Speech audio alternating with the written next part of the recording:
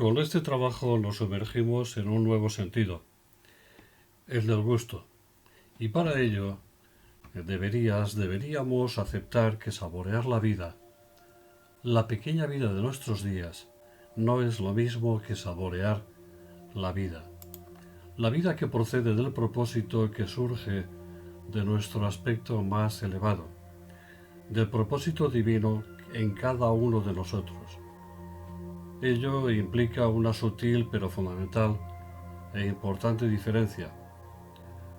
Es cierto que para saborear la expresión más elevada de la vida, tal como hijos de la raza humana podemos percibirla, han sido necesarias muchas y lo será quizá a lo largo de algunas vidas más. Pero ya sabemos que el tiempo en el que las pequeñas vidas se desenvuelven es efímero y que lo importante es que sepamos sintetizar en el aquí y ahora la experiencia de todo nuestro pasado y el propósito que nos anima en el futuro. Desde luego, muchas experiencias en las que el alma se ha sumergido y sumerge como la protagonista real de toda gota de experiencia que hemos destilado a través de los ajustes kármicos adecuados para ella.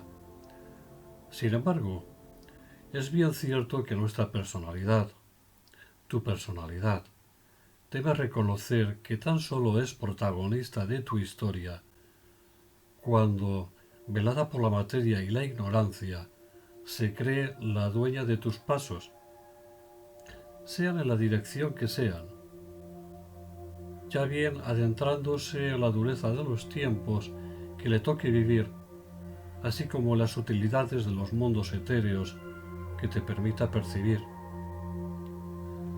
Aborrece reconocer que cuando estás sujeta a la voluntad y al propósito de tu alma, es tan solo una herramienta. Simplemente eso, una herramienta. Una herramienta que se va ajustando poco a poco, tal como los ensayos de una orquesta ajustan los instrumentos al propósito del músico que de forma diestra hace surgir de ellos los sonidos ajustados, y este ajuste se acopla al propósito del compositor que habla a través de la unidad que surge del director, de los músicos, de los instrumentos, mecidos todos ellos por el buen gusto de la melodía, el tempo y la sensibilidad. De forma que, por ejemplo, 10 violines son unos y todos los componentes de la orquesta una herramienta eficaz y ajustada a la meditación del director, ya que podemos llamar así al acto de dirigir una orquesta, y la armonía de la música, que brotando de su batuta se expande en brazos de los devas que le dan forma y color de infinitos matices.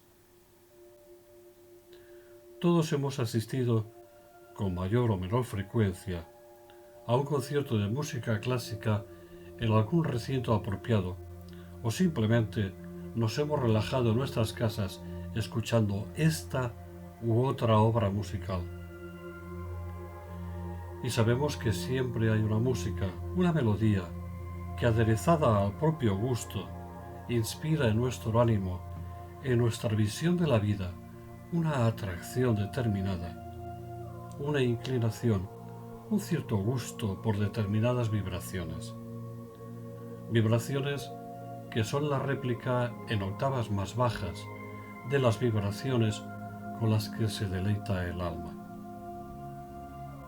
Y habremos observado también que en un momento dado de la audición, nuestra escucha plácida se transforma en una atención silenciosa a unos determinados ritmos, a unos tonos que un instrumento o una voz descuelgan del conjunto y que resuenan en nuestro interior de una forma muy especial. Es un momento creador que se constituye como una íntima comunión de un vacío y un silencio expectantes, que se generan en el espacio de nuestro mundo interior y de naturaleza tan elevada como puedas concebir en ti. Breve quizá en el tiempo, pero imperceptiblemente intenso y que sugestiona el sentido del gusto, un sentido por el que tu alma sugiere y te predispone en ese momento creador del que ella siempre está atenta y presta. Así, de la misma forma que los devas han aproximado las vibraciones, los mágicos sonidos hasta los oídos de nuestro corazón, despertando en él mecanismos y resortes dormidos, así ocurre con los impulsos y vibraciones armónicas que la vista detecta, que resuenan en nuestro oído, que son percibidas por el olfato y que ahora degustamos placenteramente por el gusto de lo bello, lo armonioso y lo agradable. Todo ello como antesala de los sentidos aún más elevados que se aproximan a las puertas de nuestro corazón, como veremos más adelante en otros trabajos, los sentidos de la realidad que alienta en nuestro interior. Que para el sentido del gusto que surge desde el corazón no existen dudas ni compromisos entre los sentidos de los vehículos de la personalidad y los del alma, y no pueden ser dirigidos a argumentos a favor o en contra de tal o cual afinidad. Cada cual reconoce en el silencio de su interior el color, el aroma o el sonido que abren las puertas de su propia captación de la verdad, siempre tan cambiante, siempre tan esquiva, siempre elevándose sobre sí misma.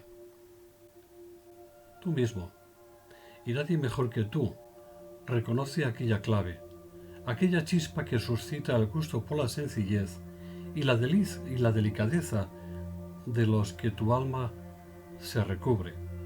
Una chispa que, como mariposa, perseguida y creyéndola atrapada, su propia naturaleza te invita a abrir las manos para no herirla y permitir que vuele en medio de la belleza de las flores, el canto de la naturaleza y las esencias que como inciensos son quemados en el altar del corazón, allí donde se halla todos los misterios de la naturaleza dispuesta a ofertar al que con buen gusto los reclame. Pero, ¿cómo reclamar las cualidades de tu alma? ¿Cómo suscitar el buen gusto de que esas cualidades se precipiten en nuestra pequeña vida? Tal cosa quizás sea, como siempre suele ocurrir, más sencillo de lo que oportunamente algo se empeña en entorpecer. A cada uno de nosotros nos corresponde descubrir cuanto nos entorpece la posibilidad de saborear la vida, así, expresada en mayúsculas. Mas, ¿cómo servir en nuestra mesa de la pequeña vida los platos que con buen gusto salen de la cocina de la vida? Una cocina de cuyos secretos bien conoce el chef que nos sugiere el mejor de los menús, aquel que los desliza en nuestros oídos uniendo la melodía al ritmo, al tempo de la orquesta que dirige en nuestro interior, en tu interior, un director que bien encarna en el vacío creador el propósito que en su día surgió del compositor. Mas una pregunta, ¿que quién es el compositor? Ah, es un secreto. Aunque seguro es que dicho secreto se reviste indudablemente de la sutil cualidad divina del amor. Porque ¿qué más que el amor puede suscitar el buen gusto en el ser humano? ¿No es este acaso hijo del amor? amor por lo bello y armonioso, amor por la justicia. Toda una invitación de buen gusto para afinar los instrumentos de la belleza en la palabra, la conducta y la recta intención. Ajustarlos para que el amor que surge de nuestros pasos impregne de suaves aromas y de indicados senderos el paso de otros seres, sea quienes sean y del reino que sean. De forma que contemplando 9 sentidos, que son muchos más, como de infinito es el hombre, el gusto es la entrada que pagamos por asistir, quizá en palco preferente, a lo bello de nuestra vida, que en ella se desarrolla el misterio de la vida, un palco que existe desde el principio en el corazón de todo ser humano. De buena voluntad o no, que eso solo lo sabe él y el propósito que encarna. Esas minucias corresponde al tiempo creer que las juzga. Por el contrario, en el espacio, todo misterio tiene un contenido, ya está juzgado si es que hubo juicio. Añadamos, pues, añade, el ingrediente del gusto a los sentidos, que son las ventanas por las que se precipita en el fuego de tu corazón, y que ese fuego los destile sintéticamente en el atanor del amor, bebida espirituosa y ambrosía para hombres y dioses. Así pues, saborear la vida, la pequeña vida quizá no sea saborear la vida. Y te hago una pregunta. Me hago una pregunta. ¿Nos apetece una copa de buen gusto? Bebamos de ella y después preguntémonos, ¿a qué nos sabe?